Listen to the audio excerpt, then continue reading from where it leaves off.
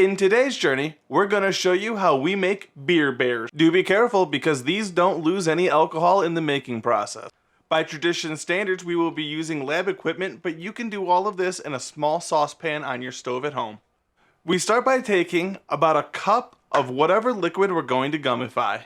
Today, Phil will be using Hull Cans by Prairie Artisan Ales, a nice dry hopped Goza. Phil was really interested to see what would happen to the sour and hoppy flavors once it was gummified. Everyone's bound to have their own favorite flavors, so it's best to experiment and find what you like best. The hardest part about this recipe is fighting the urge to take the first sip after opening. The second hardest part is pouring the beer so it doesn't cause excessive foaming. This is to ensure that you get a proper reading because the amount is important or else it will end up too firm or too soft.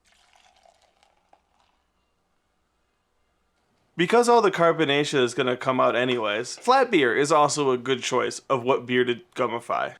This can be a great way to save that beer that just didn't carbonate in the bottles. There is the option to go vegan and use agar-agar at this point, but today we will be using 3 packs of gelatin. For those who don't know, gelatin is made from the skin and bones of cows and pigs. If you have dietary concerns, do check with the source of what your gelatin is made from.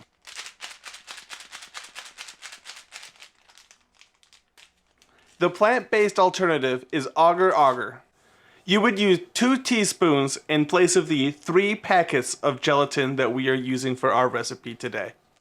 The 2 downsides are that it will have a different texture and that it will solidify at room temperature. Regardless of which path you choose, you will add these at the same time, right before actually applying the heat to the vessel. This gives the gelatin a chance to rehydrate before having to react to the high heat temperatures. If your goal is for a translucent or transparent gummy, you will want to try to avoid producing any bubbles inside of your mixture. Phil clearly doesn't care. He says by having more tiny bubbles inside of the gummy bears, it makes it easier to remember that they're alcoholic. You will want to make sure that there are no lumps, so do make sure to thoroughly mix the mixture.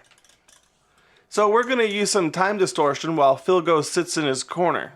It is important to remember that this again is hot liquid, and these hot liquids with gelatins and solidifiers and sugars, if you add later on, stick to skin, and if they're hot, they will burn. If you are adding sugar, now is the time to do it. We are using 1/4 of a cup. Our target temperature may only be 160 degrees Fahrenheit, but that doesn't mean that it can't hurt if it gets on you. First, it's not hot enough that it's going to boil off any of the alcohol, and it is hot enough that it's going to create the gelatin in the end. Second, and most important, it's easy to remember. And that's super important when you're trying to do things in a scientific method to have consistencies. That's right, these are scientific gummies. That's why we made them in Pyrex. And you would know that you're getting close to temperature when you start to see the separation and the little bubble starting to form down in the crevices.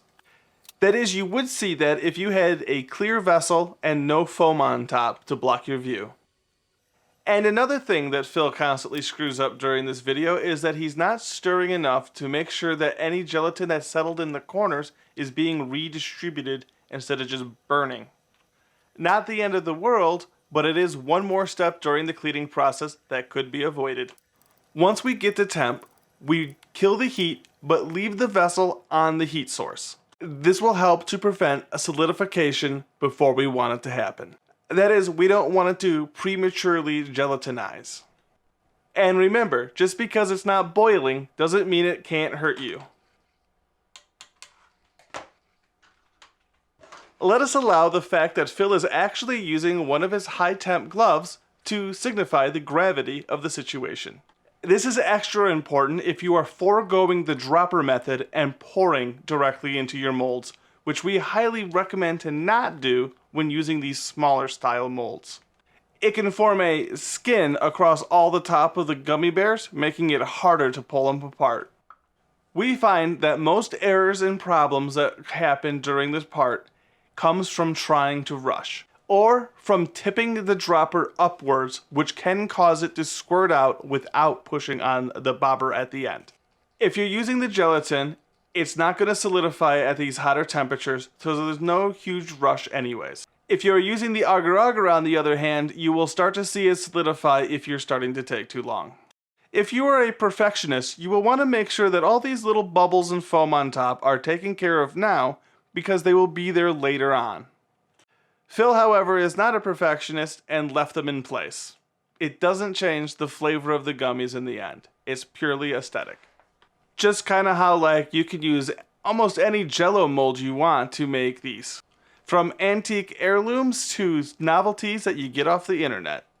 I think Phil's really trying to drive the point home that these guys are off limits to the kids. Something to keep in mind while making these is that the size and texture and shape of the mold is going to affect the final product and how it feels in your mouth. The last two tips at this point that we have is fill larger molds from the bottommost part slowly to help avoid any air pockets. And lastly, make sure that you have a place to pour any overflow, as it is better to make too much per mold than it is too little to avoid not filling a mold all the way.